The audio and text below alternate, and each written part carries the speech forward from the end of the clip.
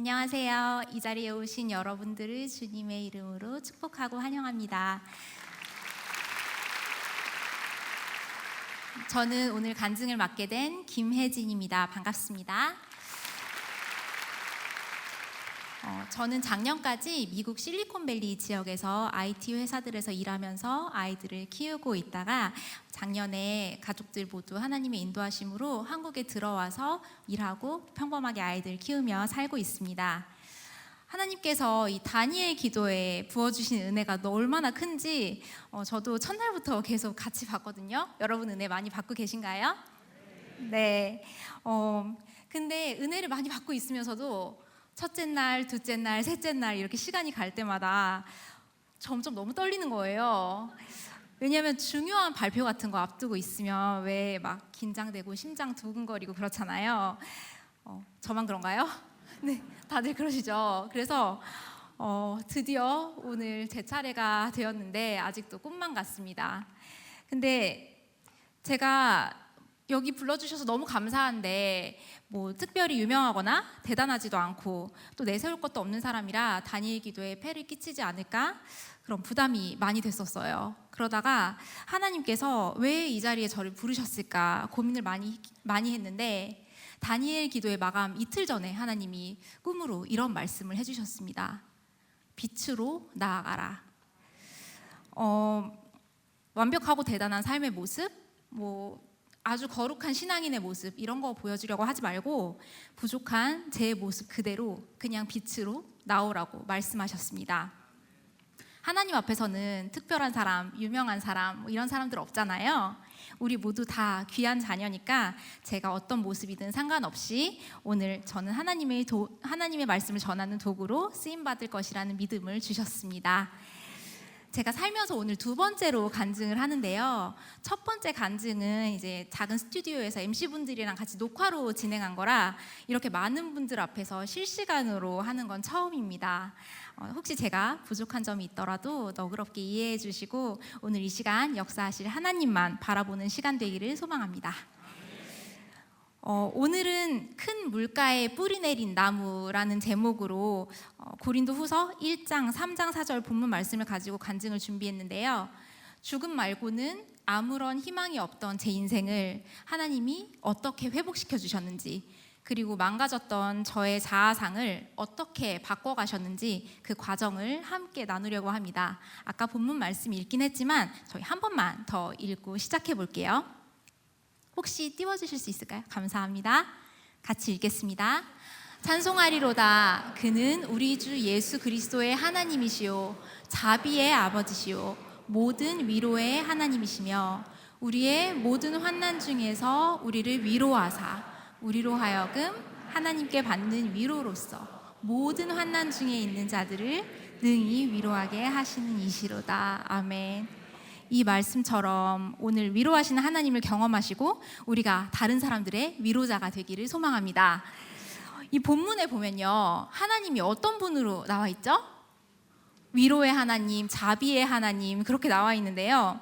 지금은 저도 우리 하나님 그런 분이시지라고 자신 있게 얘기할 수 있지만 이 말씀을 마음으로 완전히 받아들이기까지 수십 년의 시간이 걸렸습니다. 저는 모태신앙으로 어릴 때부터 교회에 다녔어요. 그런데 정신적으로 또 육체적으로 많은 상처를 받았던 어린 시절을 보내고 하나님과 부모님을 동일선상에 놓고 굉장히 큰 오해를 하고 있었습니다. 저희 부모님도 상처가 많은 분이셔서요. 마음은 애들을 잘 키워보고 싶은데 이제 감정을 올바르게 처리하는데 어려움을 많이 겪으셨어요. 그래서 저는 분노, 우울증, 폭력, 폭언에 노출되다 보니까 항상 긴장되고 무서웠고 자연스럽게 하나님 아버지를 이런 분으로 생각하게 됩니다. 불꽃 같은 눈동자로 저를 언제나 지켜보시다가 마음에 안 들면 벌하시고 쓸어버리시고 내치시는 분. 하나님을 사랑하고 부모를 공경하라는 명령에 순종하지 않으면 아무리 내가 하나님의 자녀라도 언제든 지옥불에 던져버리시는 분. 나같이 쓸모없고 벌레만도 못하고 아무 소망이 없는 죄인을 그나마 마음이 넓으셔서 봐주시는 분. 왜냐하면 우리는 하나님이 사랑의 하나님이라고 배웠으니까요. 그리고 모든 것을 하실 수 있는 분인데도 제가 고통받고 있을 때 그냥 지켜만 보시거나 어디 네가 그 상황에서도 나를 계속 사랑하고 믿음을 잃지 않나 보자, 이렇게 나의 믿음을 시험하시는 분이라고 생각했습니다. 너무 슬프죠. 우리 하나님 그런 분 아니신데. 그래서 하나님 아버지라는 단어는 입 밖에도 내기 싫었고, 세상에 의지할 건 하나님밖에 없는데 하나님을 완전히 믿고 싶다가도 또 미워서 도망치고 싶고, 저도 이해할 수 없는 이런 상반된 감정들로 굉장히 괴로웠습니다.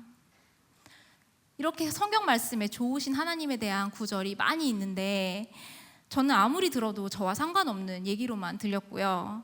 초등학교 저학년 때부터 대학생이 될 때까지 매일매일 밤마다 숨죽여 울면서 이런 기도를 드렸습니다.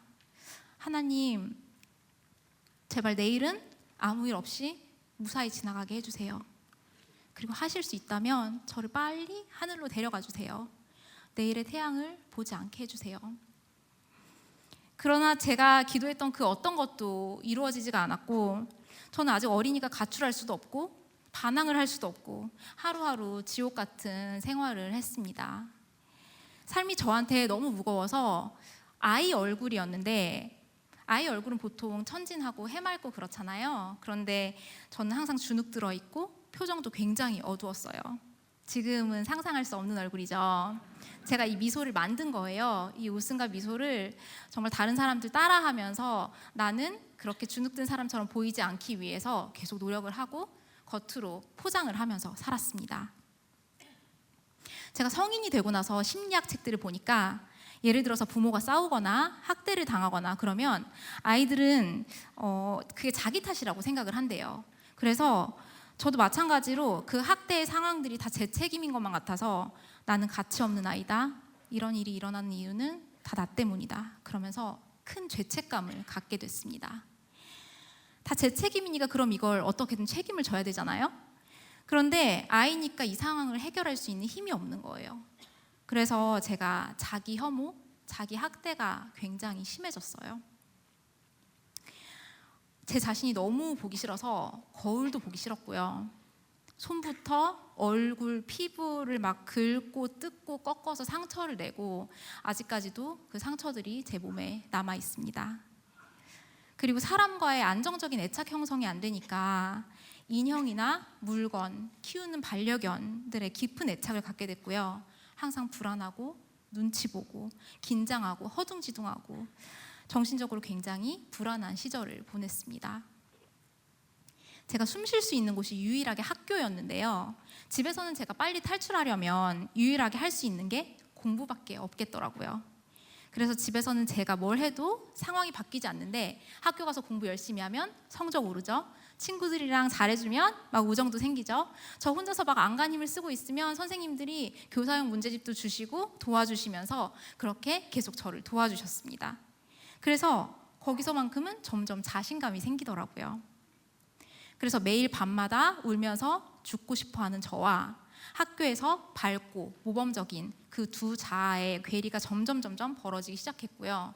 그럴수록 아무도 저의 어두운 모습을 보면 안 되니까 더 견고하게 장벽을 쌓고 살게 됐습니다. 그래야 제가 살 수 있었던 거예요. 20살 때까지 그렇게 불안하고 위태롭게 이중적인 생활을 하다가 일부러 집에서 멀리 떨어진 곳에 대학을 가게 됐습니다. 그리고 자취를 시작했어요. 근데 저는 가족들이랑 떨어지면 이 문제가 해결될 줄 알았거든요. 근데 긴장하고 있던 상태가 조금 풀리니까 그때부터 억누르고만 있던 감정들이 막 나오기 시작했어요. 그래서 우울증이 심하게 나타났고 자존감도 되게 낮았고 또 깊은 상처들이 일상생활과 하나님과의 관계에서 계속 걸림돌이 되었습니다.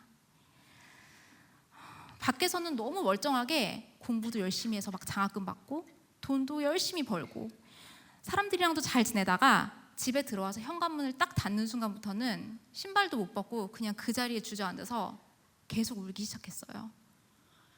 어릴 때부터 숨죽여서 울던 버릇이 있어서 소리도 못 내고 그냥 계속 펑펑 몇 시간이고 울었습니다. 어릴 때 저는 집에서 탈출하겠다는 그 목표 하나만 가지고 달렸기 때문에 정서적으로 성장의 기회가 없었어요.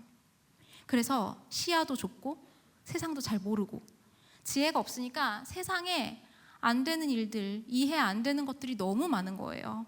그래서 인생이 산 넘어 산이니까 너무 지치고 고달프고 그냥 다 그만하고 싶은 마음에 항상 예전에 했던 그 기도들을 하나님께 드렸어요. 제발 저 좀 빨리 데려가 주세요. 하나님, 이 삶을 빨리 끝내게 해주세요. 그래도 대학생이 됐으니까 이제 겉으로는 제가 멀쩡하잖아요. 그래서 연애를 시작했습니다.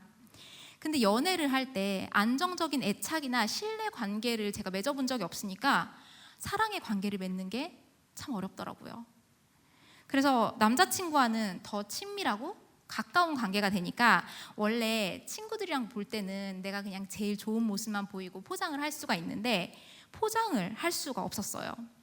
그래서 정말 좋은 친구들이 헌신적으로 저에게 사랑을 부어줬는데 그걸 믿지 못하고 저는 계속 시험하고 상처 주는 패턴들이 반복됐고요. 그러다가 헤어지면 제 마음속에서 어릴 때 들었던 얘기들이 계속 떠오르는 거예요. 너 같은 X를 세상에 누가 좋아하겠냐? 너 같은 뭐 삐삐한 뭐 XX야 이런 말들이 생각나면서 역시 이 세상에 나를 사랑해줄 사람은 아무도 없구나. 그런 부정적인 믿음이 굳어졌습니다. 그때 제가 뭐 사랑, 신뢰, 자존감, 애착 이런 정서적 베이스가 바닥이니까 몸은 대학생인데 어린아이 같은 상태로 계속 연애 흉내만 내고 있었던 거예요. 그런데 10년이 넘도록 매일 울면서 기도를 했던 제 기도에 아무 응답이 없으셨던 하나님이 제 인생에 역사하시기 시작합니다. 현재는 저희 남편이 된 남자친구와 사귀게 됐는데 제가 예전 연애 패턴에 계속 갇혀 있으면 또 어떻게 될까요? 헤어지겠죠. 그래서 하나님이 처음부터 쐐기를 받고 시작하셨어요. 남편도 저도 평범하게 신앙생활을 한 사람이라서 뭐 한 번도 신비한 체험 같은 걸 한 적이 없는데 남편이 기도 중에 하나님이랑 대화를 하게 된 거예요. 우선 하나님이 이렇게 얘기를 하셨어요. 너 예전에 중학교 때 수련회에서 배우자 기도한 적 있잖아. 그 배우자 내가 준비했어. 그게 혜진이야. 그걸 듣고 남편이 와 대박 이러면서 막 너무 기뻐하는 거예요. 왜냐하면 우리가 배우자 기도 그렇게 하는데 이 사람이다. 확신 주시면 너무 기쁘잖아요. 그런데 하나님이 계속 얘기하셨어요. 그리고 네가 좋은 배우자 준비해 주시면 평생 하나님 전하는 사람으로 살겠습니다. 약속했지? 그러니까 그 약속 지켜. 그러신 거예요. 여러분들도 다 배우자 기도 한 번씩 해보셨죠? 그때 막 뜨겁게 기도하다 보면 하나님 배우자 주시면 제가 뭐 하겠습니다 이런 서원 기도도 하잖아요. 근데 그거 다 기억나세요? 우리 하나님은 작은 기도도 놓치지 않고 다 기억하고 계시더라고요. 그래서 하나님이 아니 하나님 제가 뭐 10년도 더 넘게 지난 일을 기억도 잘 안 나는데 분위기에 휩쓸려서 했던 그런 기도를 가져와서 갑자기 이러시면 어떡해요 이러면서 이제 얘기를 한 거예요. 그랬더니 하나님이 이런 얘기를 하셨어요. 이제 혜진이에 가서 복음을 전해라. 근데 제가 모태신앙이죠. 제가 복음을 얼마나 많이 들었겠어요. 그래서 남편이 이 상황이 이해도 안 되는데 일단 저한테 전화를 한 거예요. 그리고 아주 어색하게 하나님이 너에게 복음을 전하라고 하시는데 예수님이 우리를 사랑하셔서 십자가에 못 박히시고 부활하셔서 막 이렇게 얘기를 한 거예요. 근데 이렇게 전하는데 제가 너무 뜬금없잖아요. 그래서 아니 뭐야 뭐 다 아는 얘기를 갖고 갑자기 이러면서 건성으로 듣고 남편도 좀 머쓱해져서 끊었어요. 그리고 나서 또 남편이 기도를 한 거예요. 하나님, 혜진이 복음 알고 있다는데요? 그랬더니 하나님이 복음이 뭐니? 이렇게 물어보셨대요. 그래서 또 똑같이 대답한 거죠. 예수님이 우리를 죽기까지 사랑하셔서 우리 죄를 위하여 십자가에 못 박히시고 하려는 차에 그래. 그러니까 너도 예수님처럼 그렇게 혜진이를 죽기까지 사랑하고 혜진이를 위해서 죽어. 근데 남편이 어떤 일이 닥칠지 전혀 모른 채로 저희는 그때 콩깍지가 씌어 있었으니까 아, 네 알겠습니다. 저 많이 사랑할게요 하고 대답을 한 거예요. 그때는 저희 둘 다 잘 이해를 못했지만 저희 결혼 생활을 돌아보면 하나님은 저를 죽기까지 사랑한 남편을 통해서 깊은 사랑을 경험하게 하시고 그것을 통해서 저와 하나님과의 관계를 회복하도록 준비시킨 것이었어요. 그게 저에게는 복음이었던 거죠. 그리고 나서도 연애 기간 동안 정말 얼마나 어려운 일들이 많았겠어요. 근데 저희가 헤어질까 봐 불안하셨는지 하나님이 그때마다 신기한 일들을 계속 보여주셨어요. 저나 남편이나 신기한 은사를 가진 사람들이 전혀 아닌데 얼마나 급하셨는지 자꾸 보여주시고 말씀해 주시더라고요. 어느 날은 남편 친구가 별로 친하지도 않아요. 그냥 교회 친구고 따로 연락도 안 하는데 갑자기 남편한테 연락을 해서 나한테 겔 317이라는 이미지가 떠올랐는데 나도 이게 무슨 뜻인지 모르겠으니까 일단 만나서 얘기해보자 한 거예요. 근데 서로 안 친한 사이라고 했잖아요. 그러니까 저희 연애 얘기도 모르겠죠. 근데 일단 얼떨결에 저, 남편 친구 이렇게 셋이서 너무 어색하게 앉아서 성경책을 펴들고 읽기 시작했어요. 그 이미지가 겔 317이었는데 콜론이 없어요. 그래서 일단 두 성경 구절 다 읽기 시작했습니다. 우선 에스겔서 3장 17절에는 이런 말씀이 있었어요. 인자야, 내가 너를 이스라엘 족속의 파수꾼으로 세웠으니 너는 내 입의 말을 듣고 나를 대신하여 그들을 깨우치라. 그걸 읽자마자 우리 무슨 생각이 났을까요? 연애 초에 하나님이 남편에게 하셨던 말씀 있죠. 내가 배우자 준비해주면 네가 하나님 전하는 사람으로 살겠다고 했지. 그게 딱 생각이 나면서 소름이 돋는 거예요. 남편에게 교역자가 되라고 하시는 건가? 저희 남편 목사 아닙니다. 근데 이게 무슨 뜻이지? 막 당시에는 어리둥절했어요. 근데 몇 달 뒤에 하나님이 이 말씀을 실제로 이루기 시작하셨습니다. 남편에게 어느 날 기도 중에 이런 얘기를 하셨대요. 제가 어렸을 때도 저희 엄마가 교회를 다니셨으니까 하나님이 계속 말씀하셨어요. 근데 이게 전달이 하나도 안 돼서 너무 답답하셨대요. 저희 가족이 믿음도 약하고 다 상처가 많아서 하나님이 아무리 말씀하셔도 아무 얘기도 안 들리는 거예요. 그래서 하나님이 남편한테 이제 네가 대신 이 얘기를 좀 전해줘 하면서 저희 부모님께 하실 말씀을 불러주시고 남편이 그대로 써서 이메일을 보내게 하셨습니다. 그 편지에 나오는 저희 부모님의 옛날 얘기나 자세한 사건들은 남편도 저도 모르는 얘기라서 하나님이 불러주셨다고 밖에는 설명을 할 수가 없어요. 그렇게 하나님이 남편을 저희 집의 파수꾼으로 세우시고 몇 년 동안 하나님 말씀을 계속 전하게 하셨습니다. 그리고 이어서 읽은 에스겔서 31장 7절 말씀에는 이렇게 적혀 있었어요. 그 뿌리가 큰 물가에 있으므로 그 나무가 크고 가지가 길어 모양이 아름다우매. 누구한테 주신 말씀이었을까요? 저한테 주신 말씀이었어요. 하나님이 그때 제 마음에 혜진아, 너는 평생 네 자신을 혐오하고 저주하고 가치 없고 쓸모없는 사람이라고 생각했지만 너는 내가 큰 물가에 심은 아름다운 나무란다. 하나님에 대한 오해 때문에 좋은 말씀을 보면 저와 상관없는 말씀이라고 생각했고 항상 그냥 나와는 동떨어진 하나님 이렇게만 생각을 했는데 그때 처음으로 나를 위한 말씀으로 이 말씀이 다가왔고요. 그때부터 저는 큰 물가에 뿌리 내린 나무라는 정체성이 제 마음속에 조금씩 자라나기 시작했습니다.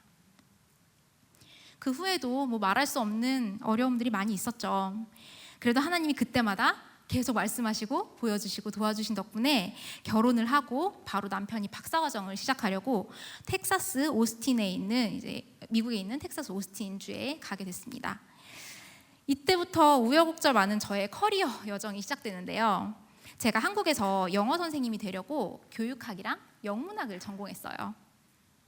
그런데 미국에 처음 갔더니 말이 한마디도 안 나와요. 예를 들어서 DMV에서 면허증 받아야 되고 코업에 가서 뭐 사오세요. 이렇게 직접 거기서 살아야만 알 수 있는 용어들이나 사회 시스템, 문화적인 이해가 전혀 없으니까 잘 들리지도 않았고 들려도 무슨 말을 하는지 잘 모르겠더라고요. 우리나라로 따지면 지자체에서 발급하는 서류 가지고 교보 앞에서 만나요 이렇게 얘기하는 거예요.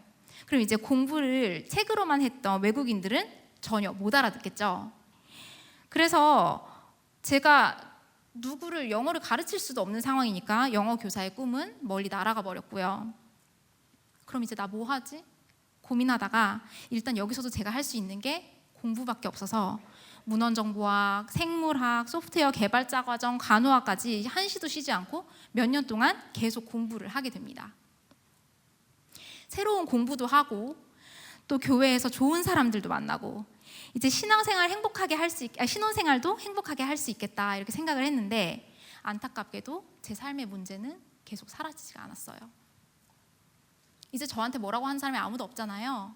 그런데 제가 20년 넘게 들었던 그 파괴적인 메시지와 어그러진 자아상이 이제는 제 안에서 계속 스스로 재생산이 되고 있더라고요. 어릴 때 그 고통스러운 상황에서 빠져나오려고 그렇게 평생을 노력했는데 아이러니하게도 제가 원래 가지고 있던 세상에 대한 부정적인 인식 혹은 제 부정적인 자아상을 확인해주는 환경에 들어가 있으면 굉장히 안심이 되는 거예요. 그래서 조금 행복해지고 상황이 좋아질 것 같으면 너 같은 사람은 이런 삶을 살 자격이 없어. 이런 생각이 들면서 그 좋은 상황이 왠지 내 것이 아닌 것 같고 일부러 막 무너뜨리고 사실 제 실력이 굉장히 형편없는데 어쩌다 운이 좋아서 결과가 잘 나오는 것 같고 늘 그렇게 불안했습니다. 그래서 예전과 똑같은 패턴으로 밖에서는 멀쩡하게 공부하고 잘 살다가 집에 돌아와서는 바닥 끝까지 무너지는 슬픔을 가지고 자살 시도도 하고 어떻게 하면 이 괴로운 삶을 빨리 끝낼 수 있을까 계속 고민을 하던 시간이었습니다. 그렇게 살다가 제가 자꾸 자살 시도하고 위험하니까 한 번은 정신병원에 입원을 하게 됐어요. 각 병동마다 비슷한 증상을 가진 사람들이 이제 같이 모여서 치료를 받는데 저희 병동에는 저랑 비슷하게 겉으로는 멀쩡해 보이고 속은 다 골마 있고 자기 자신을 계속 파괴하는 그런 사람들이 모여 있었습니다. 그 안에서 저만 외국인이었어요. 그리고 영어도 서툴러서 내가 여기서 정말 잘 살아남을 수 있을까 걱정을 하고 있는데 거기서 하나님이 보내주신 천사들을 만났습니다. 입원하는 순간부터 환자들도 같이 있는 스태프들도 다 너무너무 친절한 거예요. 아침부터 저녁까지 그 사람들이랑 개인 치료도 하고 그룹 테라피도 하는데 아무도 저를 이상하게 보지 않고 영어 못한다고 무시하지도 않고 그냥 오히려 다가와서 손 잡아주고 너 정말 힘들었겠다 그러면서 안아주더라고요. 그때 처음으로 제가 마음을 열고 제 속에 숨겨왔던 얘기를 남들에게 하기 시작했습니다. 근데 그 과정이 쉽지는 않았어요. 일단 다른 사람들이 자기 얘기를 하는 걸 봐서 제가 용기는 생겼는데 20년 넘게 제가 견고하게 만들어 놓은 마음의 장벽에 꾹꾹 담아 놓은 그 아픈 기억들을 어디서부터 꺼내야 될지 모르겠는 거예요. 그래서 그 안을 들여다보는 것도 너무너무 무섭고 폭언, 저주들 막 이런 것들을 내면화해서 이게 내 말인지 내가 들었던 말인지도 구분이 안 되고 그래서 말을 시작했을 때는 정말 앞뒤도 안 맞고 아무 말 대잔치가 되더라고요. 게다가 어떤 사건들은 말하면서 이제 그 당시에 저로 들어가서 트라우마 반응이 막 일어났습니다. 온몸이 떨리고 눈물이 막 쏟아지고 마음이 막 요동쳤어요.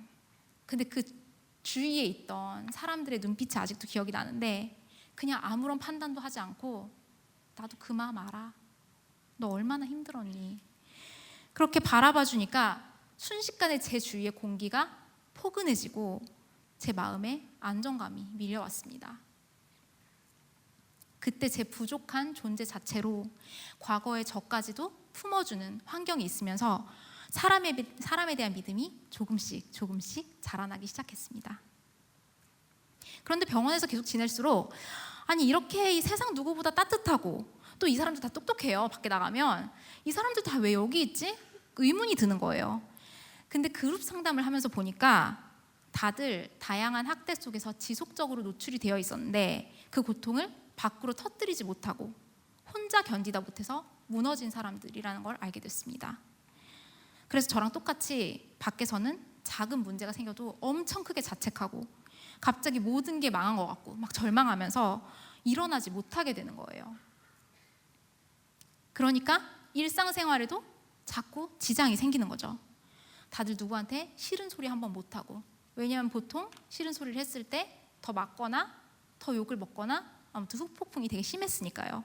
그리고 또 정말 열심히 살았고 왜냐하면 어디서라도 인정받고 싶었으니까요.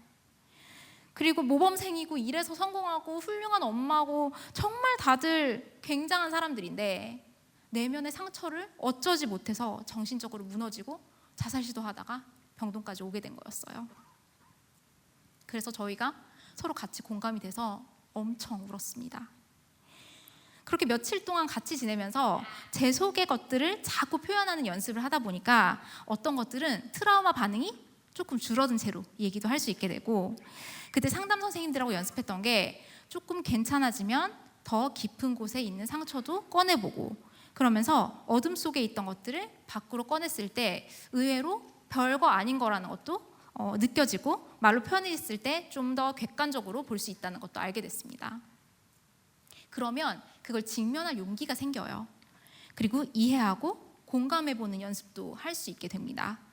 이 과정이 정말 중요했던 게, 제가 사람에 대한 신뢰가 없어서 하나님도 제대로 믿지 못했잖아요. 그런데 이렇게 24시간 몇 날 며칠을 안전한 환경에서 온전히 위로받는 경험을 하다 보니까 하나님에 대한 신뢰도 서서히 회복되게 되었습니다. 퇴원 후에도 남편, 상담사 선생님, 믿을 만한 동역자들의 도움으로 조금씩 더 깊은 얘기를 꺼내는 연습을 하게 됐고요. 하나님이 좋은 책들도 많이 만나게 하셨어요.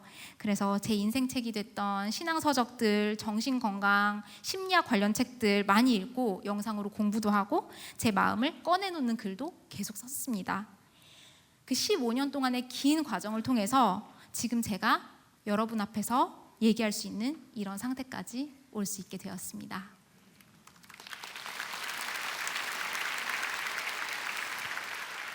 이렇게 미국에서의 적응 과정이 쉽지 않았는데 그때 너무 감사하게도 하나님이 좋은 사람들을 많이 붙여주셨어요.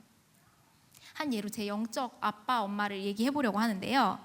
미국에 가자마자 이제 미국 교회에서 처음 딱 갔는데 저희 앞에 앉은 백인 할머니, 할아버지가 뒤돌아서 이제 뭐 오늘 오신 걸 환영합니다. 서로 안녕하세요 인사하잖아요. 그때 딱 저희 손을 잡으시면서 이렇게 얘기하시는 거예요. 우리가 너희의 영적 엄마, 아빠가 되어줄게. 그리고 그분들이 이제 오랫동안 그 교회에서 사역하신 장로님들이셨는데 그날 이후로 매주 같이 성경 공부하고 추수감사절이나 크리스마스 때 집에 초대해서 맛있는 것도 해주시고, 제가 그리고 막 자살 시도하고 이러니까 위기의 순간들이 많았잖아요. 그럴 때 함께 달려와서 울어주고 같이 도움을 많이 주셨던 그런 영적인 부모님이 되셨습니다. 이런 고마운 사람들 덕분에 제가 웃음도 많이 찾고 사탄이 주는 안 좋은 생각들도 서서히 옅어지면서 이제 나는 괜찮은 사람이고 사랑받을 만한 사람이구나, 이런 생각도 조금씩 들고, 어느 날은 남편한테 여보, 내가 하루 종일 울지 않고 행복하다고 느끼면서 살 수 있네? 하고 놀라는 일도 있었습니다. 그러다가 교회에서 세례식 공고가 떴어요. 남편이랑 저랑 둘 다 세례 교인이긴 한데 다시 세례를 받고 싶어서 이제 그때 받게 됐습니다. 아름다운 햇살이 따뜻한 날이었는데 사람들이 교회 뜰에 몇백 명이 쭉 이렇게 둘러싸고 야외에 욕조를 두고 진행을 했어요. 한 명 한 명 세례를 받고 나올 때마다 박수치고 환호하고 소리치고 정말 축제 같은 그런 축하 분위기였는데, 그때 제가 온몸에서 이렇게 물에 들어갔다가 나오면서 눈을 떴는데 햇빛이 너무 눈부시게 빛나는 거예요. 그게 현실 세계가 아니고 마치 천국 같은 느낌이 들었고, 그때 마음 깊은 곳에서 내가 다시 사는구나, 그 마음이 들더라고요. 그 이후부터 정말 신기하게 생각의 방향이 바뀌면서 극단적인 생각들도 많이 없어지고 제 내면의 아이도 사랑을 많이 받아서 점점 단단한 어른으로 성장하기 시작했습니다. 그렇게 텍사스 오스틴에서 격동에 2년 반을 보내고, 이게 다 2년 반 안에 이루어진 일들이에요. 그리고 공부하고 뭐 했던 부분들은 또 엑스트라고. 근데 저희 부부한테 너무 많은 일들이 있어서 한 10년처럼 느껴졌는데요. 그러다가 정말 극적인 사건 덕분에 실리콘밸리로 이사를 가게 됐어요. 저희 남편이 취업을 하게 됐거든요. 그래서 제 삶도 조금씩 나아지니까 예쁜 가정을 꾸리고 싶어졌습니다. 그 전에는 내 인생도 이렇게 불행한데 아이 낳으면 그 불행한 삶을 다시 물려줄 수 없어, 이건 못할 짓이야, 그렇게 생각을 했는데 조금씩 회복되니까 미래를 꿈꾸게 되고 기대가 되고 아이들과 사랑을 나누면서 살고 싶다는 생각이 들었습니다. 이때부터 저를 엄마로 준비시키시는 하나님의 역사가 시작됩니다. 결혼 4년 만에 드디어 임신을 했어요. 태아 초음파도 보고 심장 소리도 듣고 이름 뭘로 지을지 막 행복한 상상을 하면서 보내고 있었는데 11주 검진에 갔는데 갑자기 아이 심장이 뛰지 않는 거예요. 그리고 계류 유산 판정을 받게 됐습니다. 그냥 배 안에서 죽은 거예요. 믿을 수가 없었고 아이를 보내고도 현실감이 없어서 한동안 멍하게 보냈었는데요. 그때 저랑 같은 시기에 임신을 했던 친구가 건강한 아이를 낳은 거예요. 저는 너무 축복했지만 너무너무 괴로웠고 어떻게든 빨리 있기 위해서 공부하고 다른 데에 몰두하면서 극복하려고 애썼습니다. 그리고 엄청 많은 이제 난임 때문에 검사 받고 힘든 시도를 하다가 2년 만에 다시 아이를 갖게 됐어요. 건강한 아들을 품고 엄마가 될 준비를 하면서 하루하루를 보내고 있었는데 22주를 지나던 어느 날, 그날이 12월 31일 새벽이었는데 양수가 터졌습니다. 병원에 갔더니 아직 40주가 되려면 한참 멀었는데 몸이 이미 출산 준비를 하고 있다고 했어요. 일단 입원을 하고 아이의 심장 박동이 규칙적으로 뛰는 그 울려 퍼지는 병실에서 의사가 저희에게 여러 가지 논문을 펼쳐 보이면서 2가지 선택지가 있다고 얘기해 줬습니다. 첫 번째는 지금 어차피 아이가 살 가망이 없으니까 수술해서 그냥 하늘나라로 보내는 일이었고, 2번째는 진통이 혹시나 멈추면 최대한 뱃속에서 유지하다가 24주가 넘었을 때 ICU, 집중치료실로 보내는 것이었어요. 근데 병원 원칙상 24주 이전의 아이는 어차피 생존 확률이 없기 때문에 집중치료실에 들어갈 수가 없거든요. 그래서 지금처럼 출산이 진행되면 어차피 아이는 살 수가 없는 환경이었고요. 그리고 24주까지 버티더라도 너무 미숙아라서 그때부터 장기를 키우는 수술을 계속해야 돼요. 그래서 장애 확률이 90%가 넘는다고 얘기를 해줬습니다. 우리 아이 심장이 계속 건강하게 뛰고 있는데 제가 마음대로 이 생명을 거둘 수는 없다는 생각이 들어서 저희는 같이 기도를 했어요. 하나님, 이 아이가 태중에서 버틸 수 있다면 제가 몇 주를 병원에 누워 있어도 괜찮으니 지켜주세요. 그리고 아이에게 장애가 생긴다고 해도 저희가 다 괜찮으니 살아만 있게 해주세요. 이렇게 배에 손을 얹고 기도를 했습니다. 그러자 몇 시간 동안 지속되던 진통이 갑자기 멈췄어요. 그리고서 그날 몇 시간 동안 병원에서 저희 부부는 부모가 되는 것에 대한 많은 얘기를 나눴습니다. 결혼하고 6년 동안 제가 피나는 노력으로 제 왜곡된 자아상과 상처를 회복하려고 그렇게 안간힘을 썼는데 엄마로서 준비되려면 아직도 한참 멀었다는 것을 알게 됐어요. 예를 들어서 저는 이런 생각을 갖고 있었는데, 나는 이렇게 어릴 때 어렵고 힘든 환경 속에서도 죽을 힘을 다해서 살아냈고 좋은 성과도 내면서 살았는데 내 아이는 훨씬 좋은 환경에서 살고 있으니까 당연히 더 잘해야 되지 않을까? 이런 생각들이요. 제가 아무 고난 없이 아이가 생겼다면 아이에게 닿을 수 없는 높은 기준을 적용하면서 폭력인지도 모르고 상처 주는 말을 엄청 많이 하고 있었을 거라는 걸 하나님이 그때 깨닫게 해주셨습니다.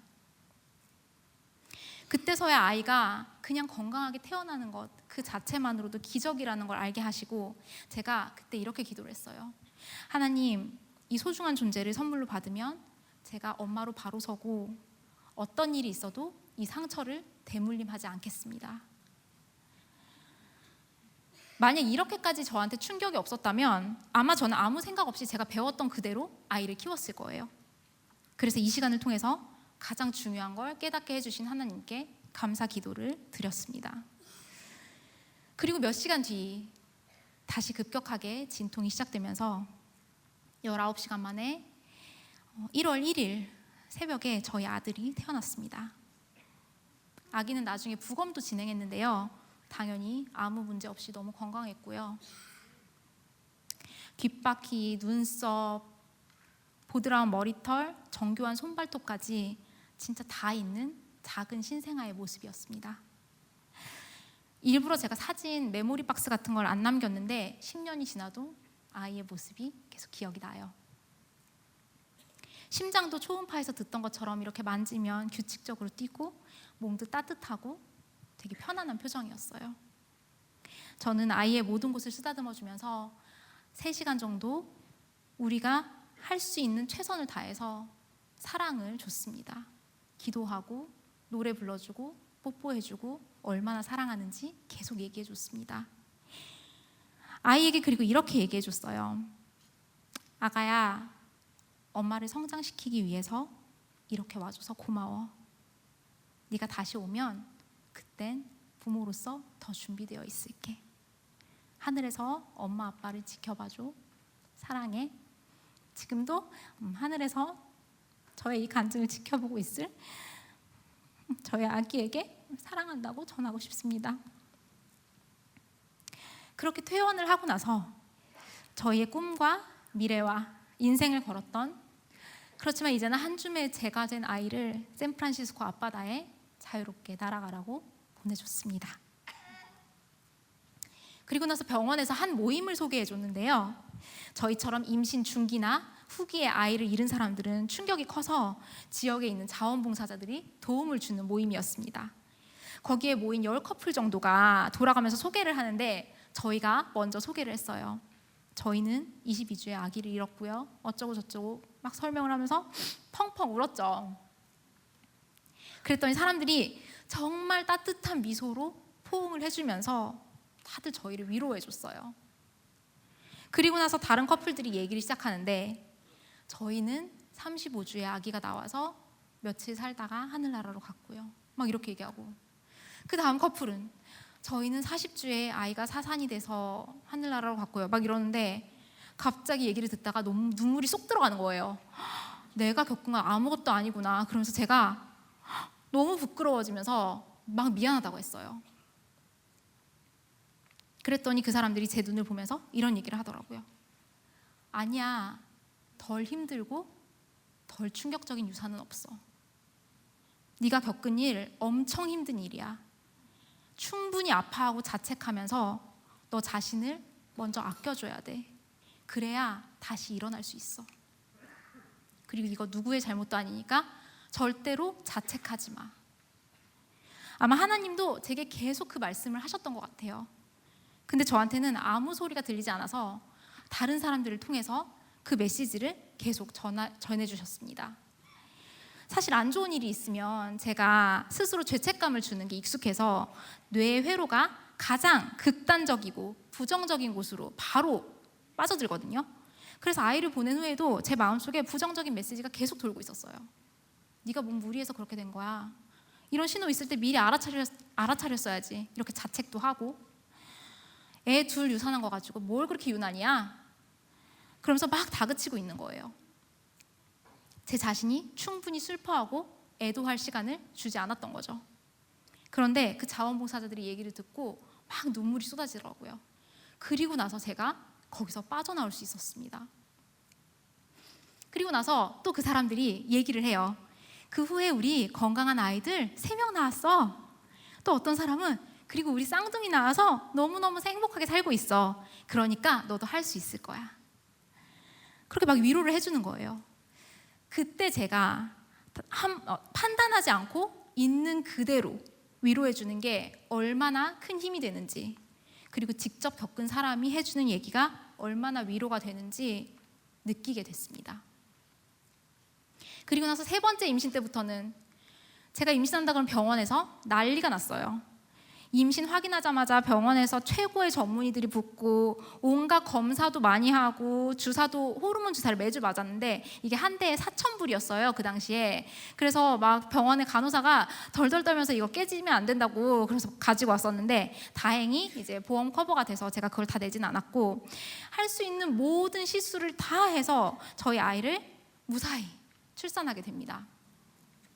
근데 사실 아주 무사히는 아니었고 탯줄이 목에 걸려서 아이가 태어나자마자 울질 않았어요. 그래서 응급 상황이었고 정말 극적으로 살아나게 돼요.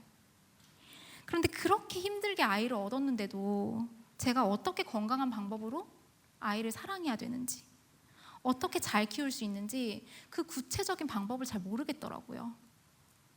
그래서 시행착오도 많이 겪고 제 바닥도 마주하고 제가 배운 대로 막 상처 주는 일들이 너무 많고 항상 부족한 엄마로 살았습니다. 그래서 제가 둘째도 너무 낳고 싶었어요. 텍사스에 있는 제 친구들은 3명, 4명씩 낳았거든요. 저도 그러고 싶었지만 둘째 진짜 너무 갖고 싶다 기도를 했는데 하나님이 제가 이대로는 안 된다고 생각하셨던 것 같아요. 그래서 3번의 유산을 더 겪고 나서 7번째 임신 때 둘째를 낳을 수 있었습니다. 매번 유산을 할 때마다 참 어려운 시간을 지났는데요. 그때마다 하나님이 사람들을 통해서 정말 많이 위로해 주시고 새로운 깨달음을 주시고 제가 받은 모든 양육 방식을 리셋하고 백지 상태로 시작해야 되는 거라서 정말 처절하게 공부하게 하셨습니다.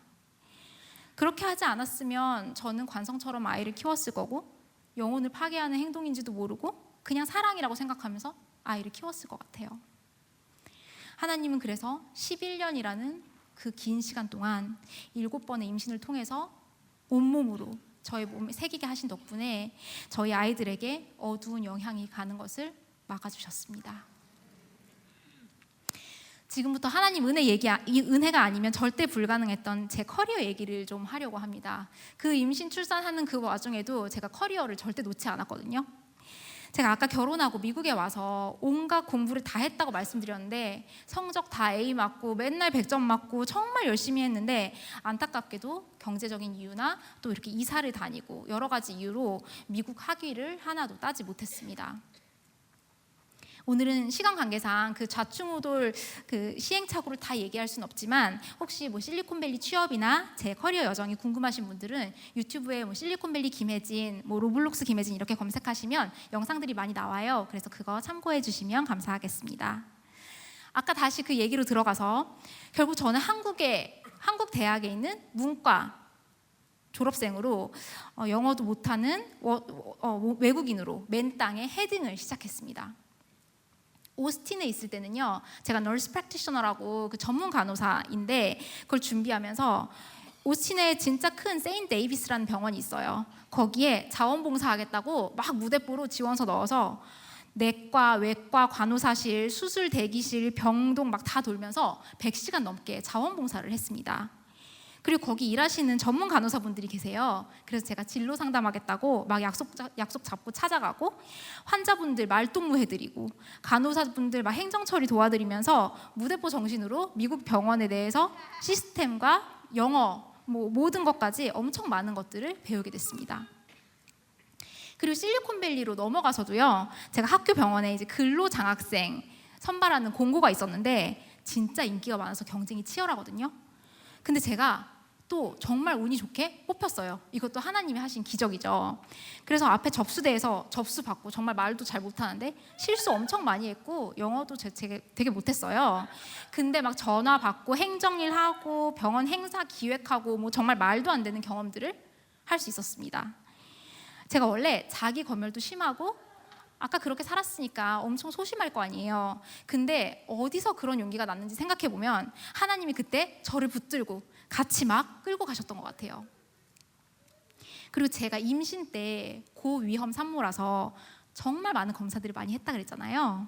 그때 유전자 검사도 했었는데 마침 그 서비스를 제공하는 회사에 경영진 비서를 뽑는 자리에 추천을 받아서 면접을 보게 됐습니다. 그래서 창업자들이랑 얘기를 하다가 제가 지금 아이가 하나 있는데 사실 그 전에 여러 번의 유산을 하면서 이 회사의 서비스를 쓰게 됐고 엄청 큰 도움을 받았다. 이렇게 얘기를 했더니 그 창업자들이 기분이 어떻겠어요? 너무 좋았겠죠. 그래서 그들이 또 저희 아이와 비슷한 또래의 애들이 있었어요. 그러니까 더 깊이 공감하면서 대화를 나누게 됐고요. 나중에 경영진 비서로 합류를 해서 미국 스타트업 돌아가는 것도 최전방에서 보고 간호사 준비하면서 제가 얼마나 많이 생물학, 유전학, 약학, 미생물학 공부를 했겠어요.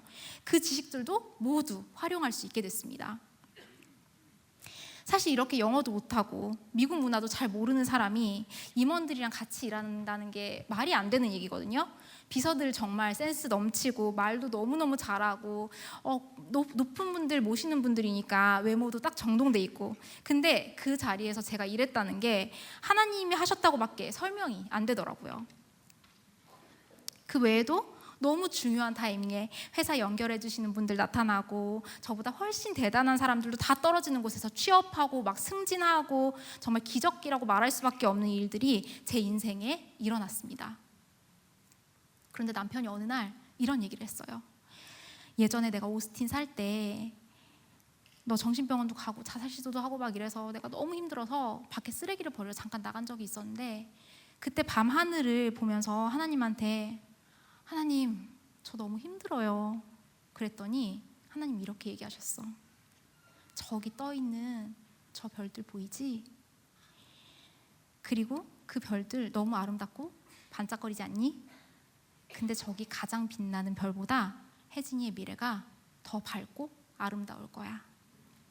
이렇게 얘기를 하셨다는 거예요. 그리고 그 후에 남편은 원래 박사과정 5년 있어야 되는데 2년 반 만에 박사과정을 하다가 중간에 실리콘밸리에서 소프트웨어 엔지니어로 커리어를 시작했고, 저나 남편이나 둘 다 문과생이에요. 그런데 말도 안 되는 실리콘밸리에서 커리어를 쌓기 시작했습니다. 예전에는 상상할 수 없는 일들이었는데 돌아보니까 그 별들처럼 너의 미래가 밝다고 말씀하신 그 말씀을 하나님이 기적으로 보여주신 것 같아, 이렇게 얘기를 해서 저와 남편이 감사 기도를 하면서 울었던 기억이 납니다. 이렇게 저를 회복시키신 하나님은 너무 감사하게도 저에게 부어주신 그 위로로 오늘 본문 말씀처럼 다른 사람들을 또 능히 위로하게 해주셨습니다. 우선 저는 몇 년째 진로 탐색, 또 실리콘밸리 취업, 회사 생활, 조직 문화, 이런 다양한 주제로 강연과 멘토링을 꾸준히 하고 있는데요. 돌아보면 제가 걸어온 길이 결코 평탄하지 않았기 때문에 다양한 이야기를 나누고 깊이 공감할 수 있는 사람이 되었습니다. 힘들었던 어린 시절, 우울증, 좌절의 순간들, 여러 번의 커리어 전환, 그리고 워킹맘으로서 수많은 도전들까지 하나님께서는 그 모든 과정을 통해서 저를 다듬으시고 결국 필요한 곳에 사용해 주시더라고요. 상담을 하다 보면 커리어 문제로 오시는데 사실 내면의 상처나 결핍 때문에 앞으로 나아가지 못하는 분들을 많이 보게 돼요. 그래서 단순히 겉으로 보이는 문제만 해결하려고 하면 답이 잘 안 나오는데, 그럴 때 삶의 깊은 부분으로 들어가서 내면의 이해와 회복이 일어날 때 문제들이 자연스럽게 풀리는 모습들을 볼 수 있었습니다. 예를 들어서 사람에 대한 불신이나 두려움이 있어서 동료와의 관계에서 어려움이 있는 경우를 보면요, 이게 그 상황을 벗어난다고 해결이 될까요? 아니에요. 근데 어디 가나 나와 맞지 않는 사람이 있고 내 방식대로 소통하지 않는 사람이 있는데, 그때마다 마음의 상처를 입고 그냥 피하기만 하면 그 문제가 계속 다른 데서 발목을 잡는 거예요. 저도 회사 안에서 어려운 점 물론 많았죠. 그런데 하나님의 은혜로 꾸준히 회복의 과정을 거치면서 건강한 자아상을 갖게 되니까 이제 저는 큰 물가에 뿌리 내린 가지도 길고 아름다운 나무라는 정체성을 갖게 됐잖아요. 그러니까 마음의 여유가 생기고 왜곡된 가치관이 바뀌니까 어려운 상황에서도 훨씬 건강하게 반응할 수 있게 됐습니다.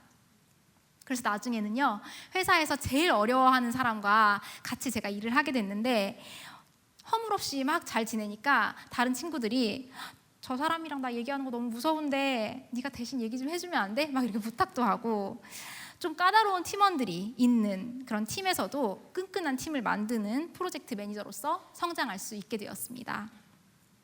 그리고 저는 하나님 얘기를 빼면 제 인생에 설명되지 않는 부분이 너무 많아서 멘토링하면서 신앙 얘기도 자연스럽게 오픈을 하게 되는데요. 그때 또 하나님이 귀한 믿음의 동역자들을 붙여주셔서 서로 기도하고 도울 수 있게 하셨습니다.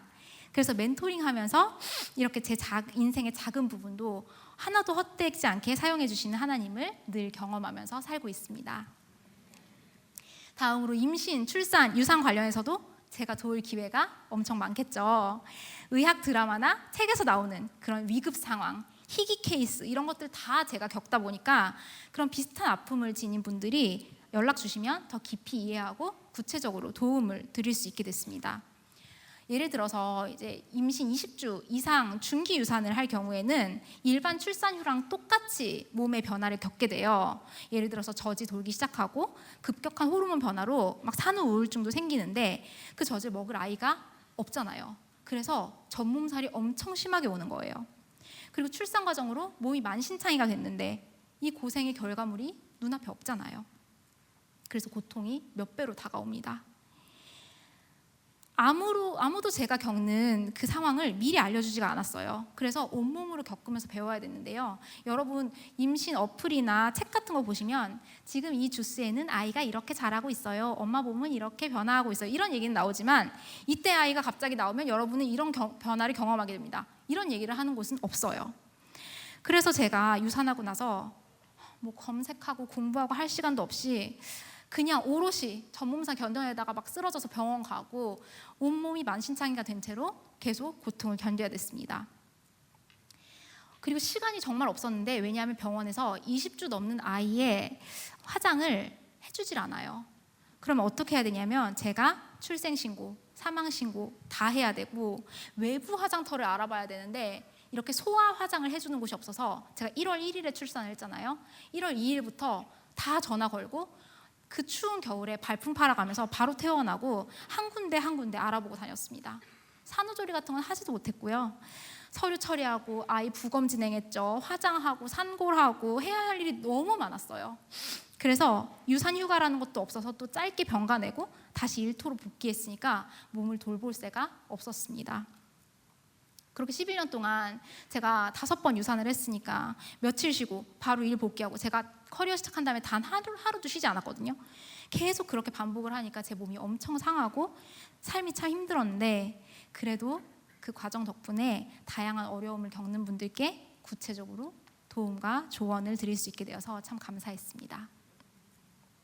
사실 하나님이 이렇게 제 인생의 모든 부분을 아주 싹싹 효율적으로 쓰시려고 이렇게 집약적인 고통을 허락하셨나? 좀 섭섭할 때도 있었는데요. 그래도 생각해보면 저 같은 부족한 사람의 인생을 또 다른 사람들을 위로하는데 사용해 주셔서 정말 감사하다는 생각이 듭니다. 이제 마무리를 하려고 하는데요. 저는 제가 이제 40대에 접어들었어요. 그런데 제가 이렇게 오래 살 거라고는 어릴 때 전혀 생각하지 못했습니다. 그래서 지금 이 순간 살아있는 것 자체가 기적이라고 생각해요. 언제 쓰러져 죽을지 모르는 그 초라한 나무를 위로가 흘러넘치는 큰 물가에 뿌리내리게 하신 하나님께 감사드립니다. 감사합니다. 그 삶의 과정이 너무 괴롭고 힘들어서 그만두고 싶을 때도 있었고 좌절할 때도 아직 많지만 하나님은 저를 포기하지 않으시고 세심하게 오늘까지 인도해 주셨습니다. 그리고 그 하나님의 위로와 사랑을 전할 수 있도록 오늘까지 저를 살게 하신 줄 믿습니다. 그 하나님이 지금 여러분의 삶에서도 역사하고 계심을 믿습니다. 혹시 이곳에 계신 분들 중에 끝없이 어둡고 괴로운 상황을 지나는 분들이 계시다면 늘 발 앞에 등불로 우리 길을 비추시는 하나님을 신뢰하면서 지치지 말고 같이 걸어가자고 말씀드리고 싶습니다. 우리 하나님은 작은 기도도 떨어뜨리지 않으시고 매일 성실하게 우리를 회복시키시며 더 좋은 방향으로 이끌어주시는 분이십니다. 우리를 큰 물가에 뿌리 내린 아름다운 나무로 자라게 하시는 그 하나님을 같이 믿고 나아가면 좋겠습니다. 같이 기도하겠습니다.